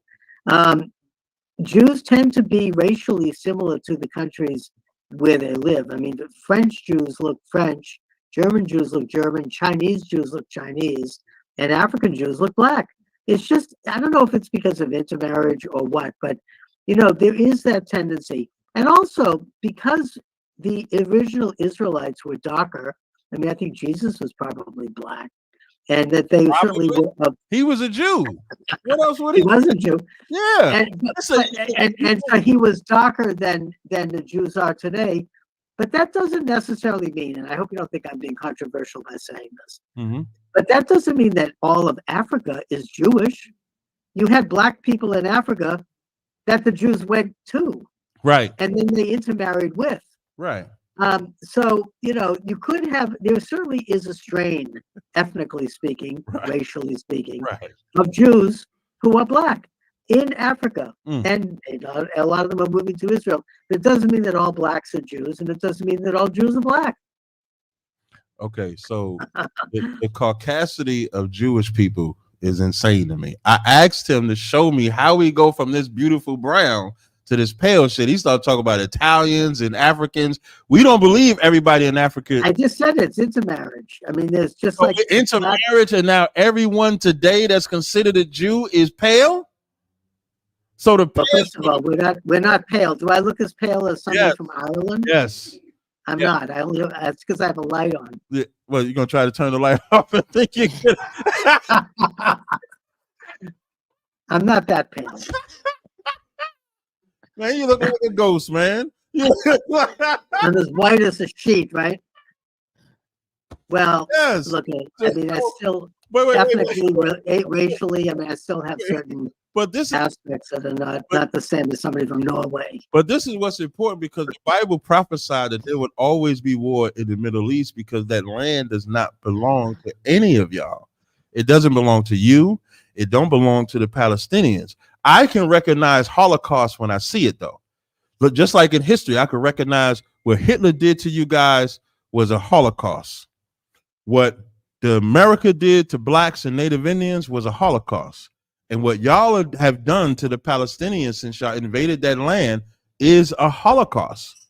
There is no denying it, but y'all create this anti-Semitism scary. It almost reminds me of like the LBGT. Like, you can't say nothing about that community, and then they'll come down on you. And you can't say nothing about, you can't even have a difference of opinion with Jewish people. Like, I give you a lot of credit to have this conversation with me and then not be offended at what I'm saying, because I don't believe that I'm having an anti-Semitic conversation at all. But neither do I. Right, but most people that I have this conversation with would call it anti-Semitic, because I differ with the Jewish being able to colonize a people, and I just be okay with it when I should not be okay with it. But what I do want to establish is that so far he has not proven that they are the people of God according to the Torah or to not. And even when he brought up Jesus was from the tribe of Judah. When you go to Acts 13:1, that word Niger means black. That's where the word nigger comes from. The word Niger means black, and that's what they describe the disciples as. So up until 70 AD, they were still black in complexion. I don't know how y'all, but you deny that they black today, though. No, I just said that there are plenty of black people in Africa who can trace their ancestry. Y'all gonna let a black man come and rule Israel? Y'all gonna let a black Jew? If he's a Jew, yes, of course. I'm a Jew. In fact, there's already been a black prime minister of Israel, I think. I'm a Jew. Can I come and rule Israel? If you can show that you're a Jew, and if you're listen, man, put the word in for me. I'll come. Listen, I would. I'll gladly come back and rule. I also want to talk about this whole business of anti-Semitism, because no problem.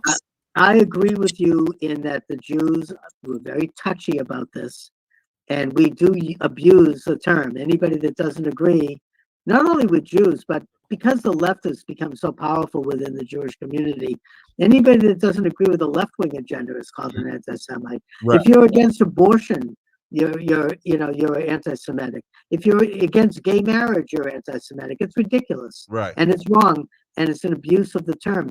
I would also add to the fact that black people in this country have done something similar, right? Mm-hmm. Jesse Jackson, Al Sharpton, they go to a corporation and they say, hey, put us on the board of directors. Right. Hey, this person, this and that, or else we're going to call you racist. Anybody that disagrees is called racist. This is a terrible abuse for Jews, for blacks, for gays, for anybody to use their agency to try to accuse others as a way to assert privilege, and it's wrong, and I totally reject it. I think the ADL is terribly wrong. If you read my book, you see I did a whole chapter on them. I didn't get to that part yet. I got up to Marx and Hitler. I got up to Marx and Hitler. I wanted to play this Hitler clip, but I don't know if I'm gonna get banned. No, please play it. Nothing like a little Hitler, It's right? translated. Why not? Well, it backs up. Hitler says what you said in your book. Hitler says, hold on, I play this. I did this for Ralph. Ralph likes when I play Hitler. So Sure. Let's hear it. Let's We go. turned off Kick, so yeah, go ahead. You should do it. We did that for a reason because I knew. let me see we if had I the can find. captain tonight. Let me Go see. ahead. Let me see if I can find it real quick. Hold on. Let me see if I can find it quick. Hold on. I'm just looking for it. Oh, is it in my? Oh yeah, I got it right here. Let me share my screen. Okay. This is they translated his German into English. So let me share my screen here. Let me go here. Let me share. Present. Where are you at? No, not that. High court rejects. Oh, wait, window. Here we go. All right, there we go. Share audio. Just let me know if y'all can hear this, okay? This is Hitler. Okay. Für Richtiges, ob du glaubst. Can y'all hear that? Okay. Yes. All right. Für Richtiges, ob du glaubst, dass ich pleite gewesen bin. In connection with the Jewish question, I have this to say. It is a shameful spectacle to see how the whole democratic world is oozing sympathy for the poor, tormented Jewish people, but remains hard-hearted and obdurate when it comes to helping them, which is surely, in view of its attitude, an obvious duty. The arguments that are brought up as an excuse for not helping them actually speak for us Germans and Italians. For this is what they say. 1, we, that is the democracies, are not in a position to take in the Jews. Yet in these empires there are not 10 people to the square kilometer, while Germany, with her 135 inhabitants to the square kilometer, is supposed to have room for them. 2, they assure us we cannot take them unless Germany is prepared to allow them a certain amount of capital to bring with them as immigrants. For hundreds of years, Germany was good enough to receive these elements, although they possessed nothing except infectious political and physical diseases. What they possess today, they have by a very large extent gained at the cost of the less astute German nation by the most reprehensible manipulations. I think that speaks volumes. What do you think about that? Well, I mean, I get into this also in my chapter on That's for you, Ralph. Nazism. That's for you, Ralph. I'm the moderator. I don't have No. any thoughts. Go ahead, Charles. Go ahead. Go ahead, Charles. Oh, okay. That the Holocaust, I would argue, even though that the Nazis were responsible for it and Hitler was responsible, it represents a worldwide social experiment by an international order. And let me tell you what I mean. In 1938, just before the outbreak of World War II, the U.S. hosted what was called the Evian Conference in France, in the spa community of Evian. And countries from around the world sent delegations to this conference because they were trying to figure out what to do with the, quote, Jewish problem, what to do with Jewish refugees who were trying to get out of Germany. At that point, things had gotten so bad that they just had to get out. And what the solution they came up with was to do nothing. Now, there were plenty of countries in the world that would have welcomed the Jews. The Jews were not asking for handouts. They were mostly middle-class, educated people, very skilled people in all the professions. You know, they were doctors, they were artists, they were lawyers, they were businessmen. You know, the Jews are we value education and we value success. That's one of the hallmarks of Judaism. And countries like Latin American countries, Canada, the Caribbean countries, they were willing to welcome Jews because they could have had the Jews help them become better. You know, the Jews could have helped them with improve their economy. But this Evian conference shut the door to that and forbid that. And right after the Evian conference, a boatload of Jews who paid for the boat, the Liberty, went to Cuba. And when they got there, they had to turn back because the U.S. State Department and other organizations said you can't let the Jews come in. And so they had to send them back to Germany, where they all ended up perishing in the Holocaust. So it was a social experiment. And I bring it up because for whatever reason, the international order decided that the Jews were to be destroyed at that time. Now, I could get into why that happened, but the point I make here is that it's important to understand that the Holocaust is something that could happen to any group of people who might be targeted in that way, even to this day. I mean, I don't want to, it could happen to Trump supporters. It could happen to people who oppose the COVID virus, right? People who oppose the vaccine. There were comments made at the time that, oh, these are evil people. They're going to put them in concentration camps. I only note it because it's a lesson, not because they were Jews, but because they were targeted. And there's no question that they were targeted in Europe, and they were sealed into Europe. And when the Nazis occupied Europe, they occupied most of the continent. And they hunted down every Jewish man, woman, and child and put them into concentration camps with the idea of ultimately liquidating them. I just want to add my part on that too. I think Yeah. what this speaks to, even with your statement, is that the fact that y'all only hold Germans to the fire and not the other nations that rejected y'all is astounding. Meaning y'all don't hold Americans to the fire, because by your logic, you're saying they was a Confederate against y'all. By your logic, you're saying the Europeans were Confederate, did not want to accept y'all. And you know what makes it more bad for y'all? The fact that the Palestinians let y'all come in and y'all still killed them. It makes it real bad. Well, first of all, the British controlled Palestine at the time, and they had ships off the coast stopping Jews from going there. Wait, hold on. I had drank some water. I wasn't really stopping. I'm sorry. No, I'm sorry. No. It's no big deal. It's been a good conversation. So I think so too. It's really been good. Yeah, go ahead. Sorry, the reason why I wanted to point that out is that even with all your white brothers rejecting you, and then the one non-white brothers helping you, you chose to slaughter that person. You didn't choose to be against all of them that wouldn't accept you in. And that was Hitler's point, because Hitler said was the other nations won't let y'all in, and they have way more space, where Germany is more crowded, and they want us to keep you in.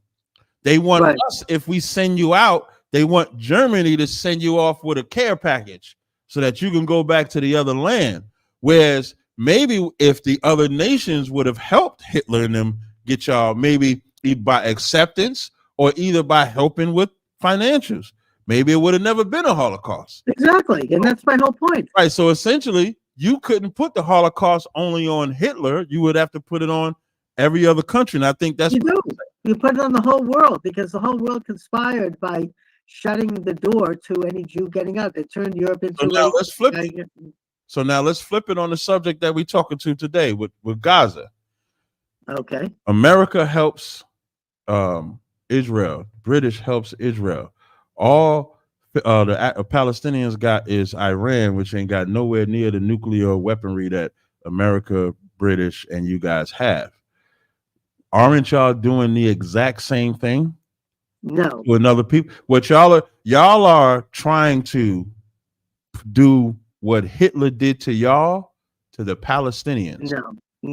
If Gaza stops the tunnels, the missiles, the gas balloons, the hang gliders, the attacks on Israel, then Gaza will have peace. You know, Israel doesn't want to fight Gaza. You know what you didn't say? If we leave their land alone and really divide and give them their own land, give them back their religious freedom, which is what the Balfour Act said. Of course, like y'all ain't even respecting your own treaty, which is in the Bible, like Psalms 55:20. It says his words smooth and butter, but war was in his heart. If y'all just abided by the treaty, maybe y'all would show the Palestinians that, hey man, we signed this treaty, man, we messed up. So what we gonna do? We gonna pull out, give you your land, and then maybe that will stop. Because Israel did with Gaza, and they would have done more had the Gazans been willing to live peacefully alongside Israel. No. They were not. They attacked Israel. No. Well, you got to understand, like when the Native Indians, when the white man came over here to America, y'all did that to the same Native Indians what y'all doing to the Palestinians. Y'all did that. Well, not exactly. I mean, look, the Palestinians have had every opportunity Wait, hold up. to share the country, that tiny country with Israel. And this is the part where Jewish people don't want to play the role. Not only did y'all play a role in slavery, but just like Hitler learned them camps from what white Americans did to the Native Indians with the reservations. That's historical facts. I think he actually learned it from the British, what they did in South Africa. This is the same set of white people. So when they came over here with the 13 colonies, them the same white people. They just came. I mean, I don't think that America set up concentration camps for the Native Americans. No, I didn't say concentration camps. I said reservations. Well, fine. I mean, look, if they had set up a reservation for Jews, but they both slaughtered the same. And so that colonization tactic is what y'all are doing to the Palestinians. The Palestinians just keep fighting. And the land is not, massive. The land is not as massive as America is to where y'all can surround them and wipe them out. And because the TV is here and the internet is here, you can't just drop a bomb and just get rid of them and then just write it off as history. Like Palestinians were so bad. You can't do that. Like, you know, they say the Native Indians were so savage, we had to civilize them. Just like y'all did. Well, I can't say y'all. Just like that American alliance that I brought out earlier. What they said was, let me get this real fast. What the Allied powers said was the Asian and African possessions were not ready to govern themselves. That's what you're essentially saying to the Palestinians. Not at all. We gave them Gaza. They could have created a peaceful state there. No. And also, by the way, I think the Nazis were inspired by the Soviets and by their setting up of the Cheka and the Gulag. I looked it up. So if you go to this is on the History Channel, it'll tell you how the Nazis were inspired by Jim Crow. Oh yeah, no question, and by the eugenic racism. Yeah, I was inspired by like y'all was people like you know, Madison Grant and going back to Darwin and this whole racism. Like Ralph's face. Y'all was inspired. Y'all was inspired by him too.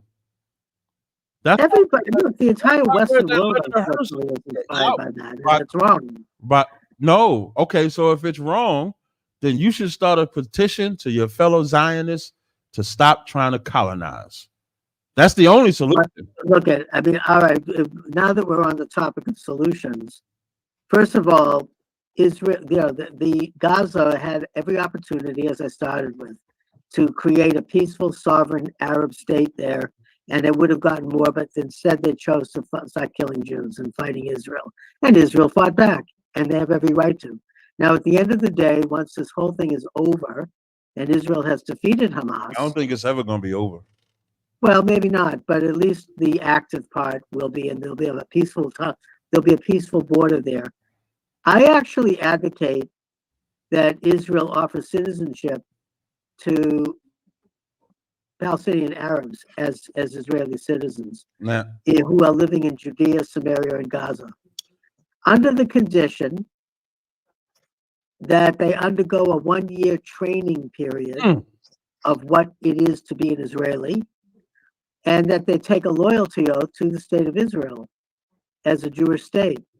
I think if they're willing to do that, then they should become Israeli citizens. Now, the Israeli Arabs, which make up about, I don't know, 10% of the country. What do you mean by the question? They are very successful people. Do you know that an Israeli Arab sentenced a former Israeli prime minister to prison? She's a judge. I have a friend in Israel who told me that a lot of the Israeli Arabs are into the business of pharmacy for some reason, just like in America, a lot of Greeks are involved with pizza. You know, I mean, different ethnic groups get involved with different professions, and they're very successful Israelis. They're loyal to the state of Israel. The only thing that they can't do in Israel, and this is a problem, is they're not allowed to join the IDF, other than Druze and Bedouins who are allowed to be in the IDF. And the reason for that is that Israel's afraid that if they have a war, they might not have loyalty to the state. Hey. That's a problem. And they need to resolve it by letting them have some kind of national service. But other than that, Israeli Arabs are full citizens of the state of Israel. So other than that, the prime minister has to be a Jew. Well, first I want to call. Well, you're gonna vote for me to be the prime minister, right? So you have to become a Jew. I'm already a Jew. See that? I think now Now remember, just go back in time. When I brought out the history, he said, "Welcome home." We Yeah, didn't. but being a practicing Jew is, Hold on. Listen, I keep Torah.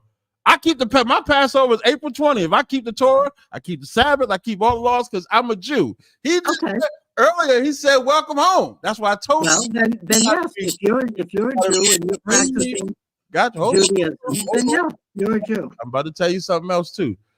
The thing about the Jewish man, I told you, Ralph, he's the creme de la creme of the white man. Does he know how to butter you up and make you think you're something? Because him saying that I have to be a practicing Jew to be a Jew, a white Jew can be an atheist, he could be a homosexual, he still is a Jew. And still, Well, he's a Jew if his mother is a Jew. Wait, hold on.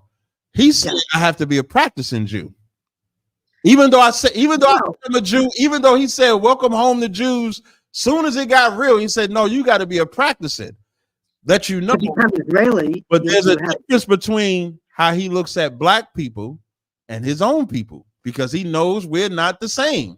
Because if a white Jew can be an atheist and still get the same rights, I should be able to go over there and get the same rights. Whether I'm practicing, the way Israel defines it, is, you're right. I mean, you don't have to be a practicing. I don't have to be a practicing. Okay, listen, that double talk. Well, but the point is, if you can show that, for example, that your mother is a Jew, that's a snake. Speak with forked tongue. No. Let's define it. The state of Israel and the Talmud say that a Jew is someone whose mother is a Jew, and they can show that.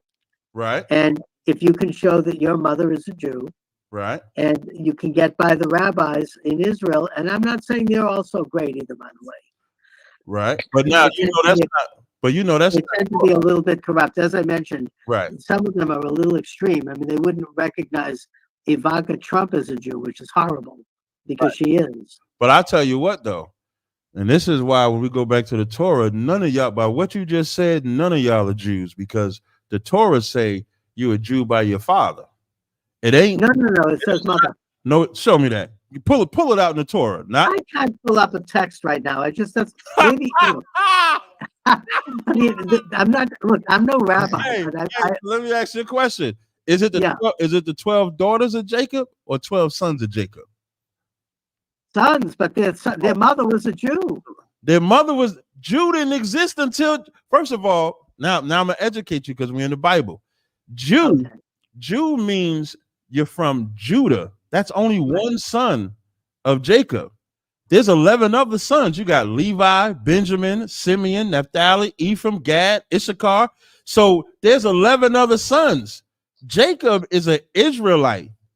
Their mothers, it's 4 women that mothered the 12 tribes: Leah, Rachel, Bina, and Zilpah and Bilhah. Those are the 4 women. Those 4 women are not Jews. Jacob is an Israelite, and those sons that came out of Jacob became the patriarchs of the 12 tribes of Israel. So you're not an Israelite by your mother. You're an Israelite by your father. That's biblical. Well, first of all, Judah, his mother was a Jew. His mother was not a Jew. His mother was Leah. Judah is the first Jew. Okay, because fine. you're named after your son.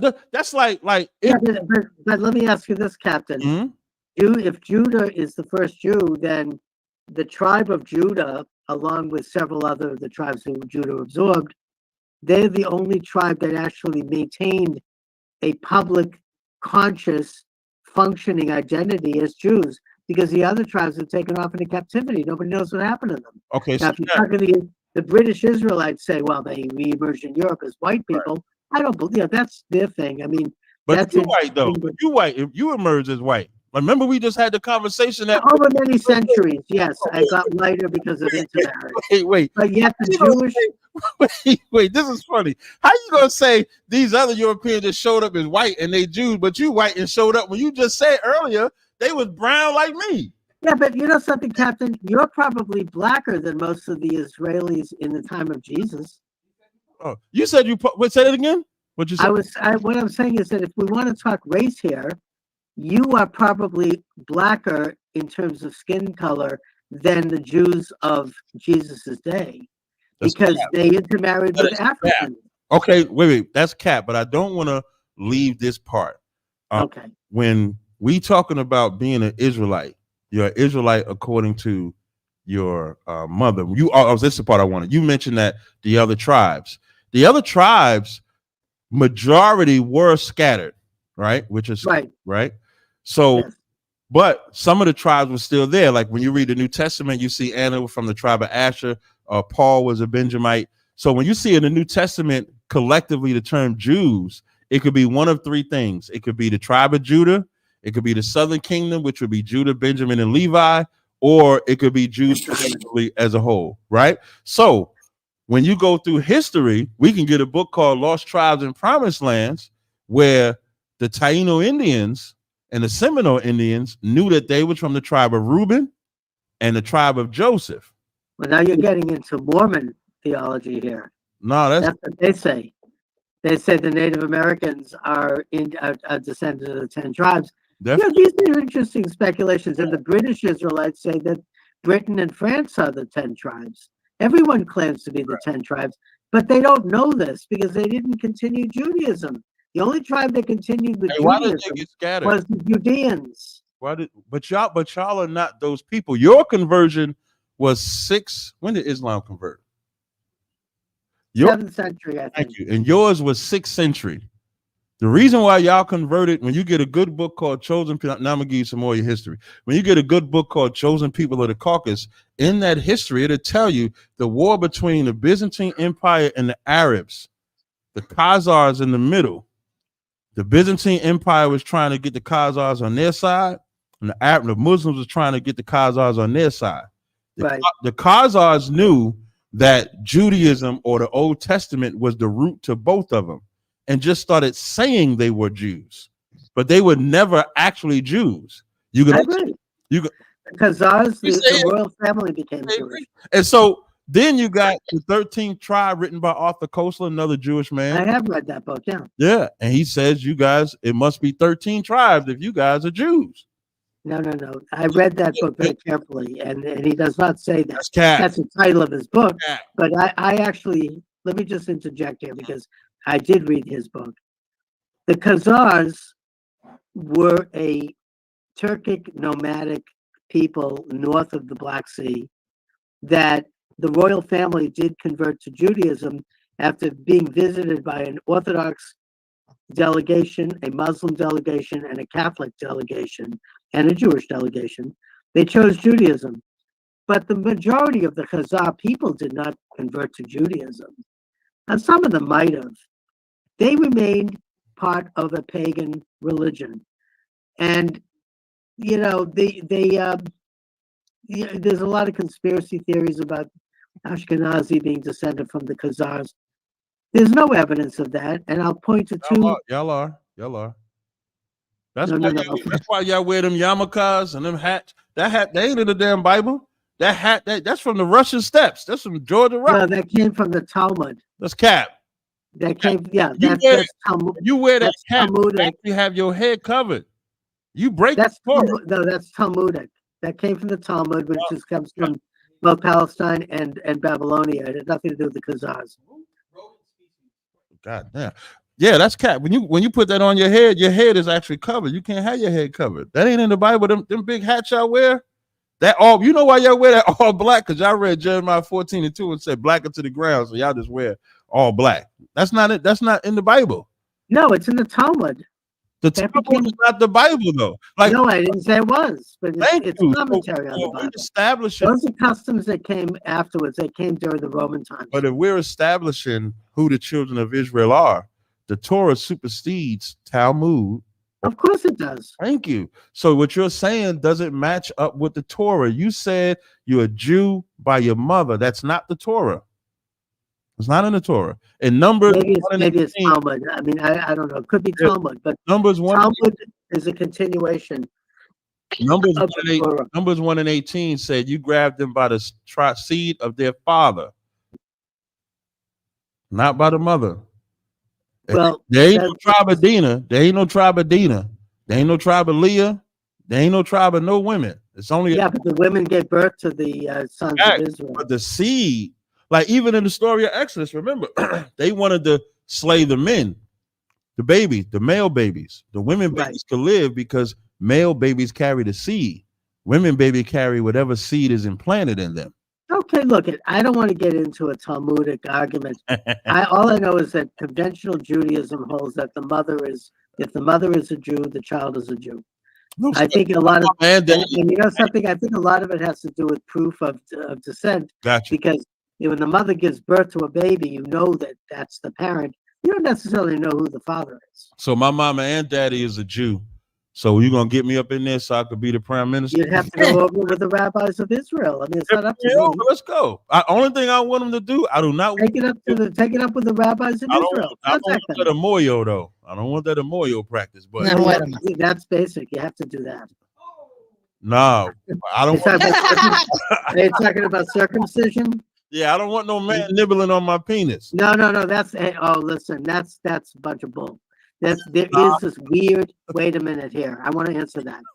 There's this weird cult, probably comes from the Sabbateans, which was this subversive element in Judaism where you had people doing that. But that's not what they do. Okay, that's not what conventional Jews do. I'm already circumcised. I don't need nobody coming to examine. That's fine. You're good for it. Then you're good. Unless it's a lady. I don't want no man.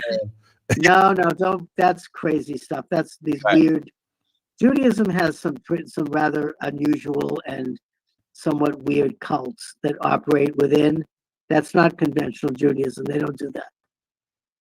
All right. I think we're kind of good. I don't know if there's anything else. Yeah, well, okay. There was a super chat, and again, I don't. This might be Any comments in the chat? Just our problem. Yeah, there's been a ton of comments in the chat throughout. Anything good? Read it Well, out. yeah. I think some good. If you guys want some questions here at the end, send them in. But Revan said, Ralph, can you throw them off by asking them to debate how the true basic God, like the word God, is spelled? Was a super chat there, and that was a while back. So you guys can answer that if you want or not. But Okay. that was a super chat. Captain, you want to take that one? Can you say the question again? The word God is what? How's it spelled? In Hebrew or English? I mean, he didn't specify. He just said, "How's it spelled?" I would think God English. English We all speak. Yeah, the word God in English is just G-O-D. And Well, how would you spell it in Hebrew then? I think it's Yud K Vav K. There are 4 letters, and even then, it's forbidden in Judaism to pronounce the name. Yeah. Because it kind of anthropomorphizes God, turns God into a person. It has to be done because we don't know God literally as a person. God is beyond, it's in the supernatural world, not the natural world. We are creatures of the natural world. And so we don't actually know God. We don't literally walk with God. Abraham did, but we don't. So we don't pronounce the name of God because that essentially defines and diminishes the totality and the mystery of the creator of the universe. Okay, but the reason why I said that when he said how it's spelled, God and Lord are 2 different things. Usually God can be Elohim, like for angels, or it could be the Most High God. Lord, he said Yohed Wave. We would say Yahweh, and we would spell it Yahweh, Yahweh. So I got that right. So that's how we use. But God could be Elohim or Elohim, depending on what dialect of Hebrew that you speak. Or Eloheinu. Yeah, what he said. Elokeinu as a word. But yes, but these are all euphemisms. They're not the actual name of God. We don't know the name of God. Only God knows the name of God. We can only, we're only human. We're images of God. Yeah, because even so like when Moses gave the name, he said, Yahweh was my name. So that's the name that we ascribe to the Most High. That's why most of the time I would agree with him on that. We don't just say the Lord's name, just to say it. We usually just say the Most High or God or something like that. All right, fair enough. Moses came close to it when he said, when he saw the burning bush, God said, "I am what I am." That was a cut though to Moses for Moses asking that question, "Who shall I say?" Right. He wasn't. Meaning when I say cut, like that was him disrespecting Moses for even asking that question because he shouldn't have asked that question. Right. Okay. Yeah. Now, this has been an amazing conversation, by the way. And I knew it was going to be good, but it exceeded even my I expectations. enjoyed it. Yeah. Yeah. And Charles, I'm going to let, since you started off, I'm going to let you get your final thoughts first and tell people where they can find you as well as part of that, your final bit there. And then I'll let Captain go, and then we'll adjourn Okay. this debate. Thank you, Ethan, as always, and thank you, Captain. You're a great intellect, and I really appreciate the conversation. To just bring things back to the question of Gaza and the question of Israel versus the Palestinian Arabs, I would suggest that both sides make their case. Both sides have been locked in a civil war that has been bitter and has been intransigent, going all the way back. I would simply argue that the Israeli Jewish side is the better and superior side on a lot of different levels, spiritually, politically, nationally, and otherwise. And that I hope that the Arab people can coexist peacefully with Israel and that both sides can benefit as sovereign, national, religious states who are trying to serve their own people. Captain, take it away, sir, and thank you. Oh, and Thank also you. my book is available on Amazon. Thank you. There you go. Now, Captain, you take it away, and I appreciate both you gentlemen being here tonight, giving us so much time. Captain, you've been here a lot. Charles, this is his second time, but appreciate you both. Yeah, we could do a part 2 anytime, Ralph. You know, I love the platform. I actually bought your book, Charles, because I wanted to, especially when I saw it was just recently done, I think in January. So I knew I would have like the most up-to-date information of like your thought process because everybody thinks differently. So I didn't want to talk to you like I'm talking to Rabbi such and such. I wanted to speak to you directly. That's why I got the book. So I'm Captain Tazaryach of ICBK under Commander General Yohana. What I did love this dialogue. It was very amicable.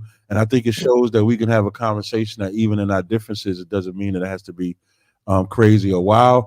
I do think I showed where the genocide was at and why there'll never really be peace there, because one person's solution is bloodshed, another person's solution is submit or bloodshed. And neither one is going to, I don't think neither one is going to bend. They've been going to war since the 1900s when you do look at the history of it. So I don't see it never ending. And that's biblical prophecy because the land doesn't belong to either one of them. But again, like I said, good dialogue. I look forward to having more dialogues on your show, Ralph. Whoever you get, next, just let me know. It's always been excellent to be on your show. And that's my time. I appreciate it. Thank you, sir. And I appreciate those kind words. We'll definitely have you back. And we'll definitely have you back too, Charles. All right. Thank you both once again here on the Kill Stream. All right. Take it easy, man. Thank you. All right, you gentlemen, take it easy. All right, let me stop sharing. Let me go to my stream y'all here. Hey man, what did y'all think of that, man? Let me know what y'all thought. Nah. He got this song from the gate on the playback. When I brought up Scherzel and the colonization, you gotta look at his face. Yeah, like this nigga read. He read words. Yeah, that because remember, like he went on when he first went on, he went on for like 8 or 9 minutes. I didn't say nothing. And then when I came in there and start running that timeline of history, was big up to Abadia, Karab, Yahweh Allah. Them 3 brothers right there. All they did, Yahweh Allah was like, I hate them the most. So I got the whole time. Now I've been waiting for you to have this debate. So he got it all. Listen, I had a phone call with Karab and Yahweh Allah.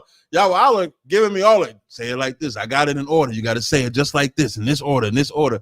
And it lined up perfectly. And then Abadia gave me some excellent information as well.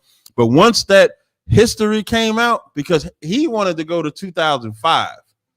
Once the history came out and we took the religion off of it, I was really surprised he came back to religion, but maybe because he was losing the secular argument.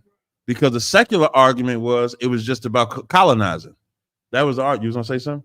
The secular argument, it was just about colonizing. So it wasn't no once he lost that argument, now he said, well, I'll just say I'm Israel. Prove to me you're Israel. He just started talking about Joshua and shit like that, but he ain't go nowhere in the Bible. And I'm gonna tell y'all, Jewish people don't know the Bible. They don't. The minute a so-called Jew tells you you're a Jew by your mother, that's always gonna be Talmudic. And that lets you know they don't read the Bible. They know more of the Talmud than they know of the Torah. Always remember that too. You want? So I was gonna say, when he brought up that the attack by the Arabs in 1920, he left out the fact that that was in retaliation to British occupation of Palestine. So it wasn't like they just willingly went and attacked them, right? They were one of the power groups of Palestine at the time was against British occupation, and the other one was more for like they were willing to negotiate. Right. Yeah, that was heavy too. Then when he said, "Welcome home, you a Jew," then I was said, "You gonna bring me in there?" Well, if you convert to Judaism, which is heavy. Shout out to my brother Tally, because he the one text me like, and that's real. Like, you can be an atheist and you're still a Jew to them. Them Zionists that went into Germany, they don't charge them with war crimes. That worked with the Germans, they don't charge them with war crimes. They don't charge them with none of that. And the main reason for this conversation is so when people go back and watch this, you can see that Jewish people are colonizers. That's what they are. They colonized, they helped colonize North, Central, and South America, and they damn sure colonized Palestine. All right, so I ain't gonna take up too much time. I appreciate y'all rocking with me, man. Make sure y'all tune in tomorrow for Crossing Line Radio, 10 o'clock. Hey, Tally, I appreciate you rocking with me on the Clubhouse. My girl Ariella, appreciate you kicking whoever that was you needed to kick off. And until next time, what? Oh yeah, I'm sorry, y'all. Before I go, my Crossing Line Radio channel. What's the new channel called? I think it's just CTL Radio. The Crossing Line. If y'all notice, when I went live, I only went on. I only go live on this channel. I don't know what happened, but our CTL Radio channel we can't go live on. We do have a backup channel that we'll be utilizing. So you'll see that in the streams going forward. I was gonna go live on that channel today, but I have to wait 24 to 48 hours before I can go live. So once we have that live, you want to say something about? Yeah, more reasons to subscribe to crosslineradio.com. Okay, well, we not okay. That's true. So tomorrow, y'all see that channel as well as this channel here. Is that it? That's the only channel, right? That's the only channel, right? Okay. All right. So with that, we'll see y'all tomorrow. Shalom.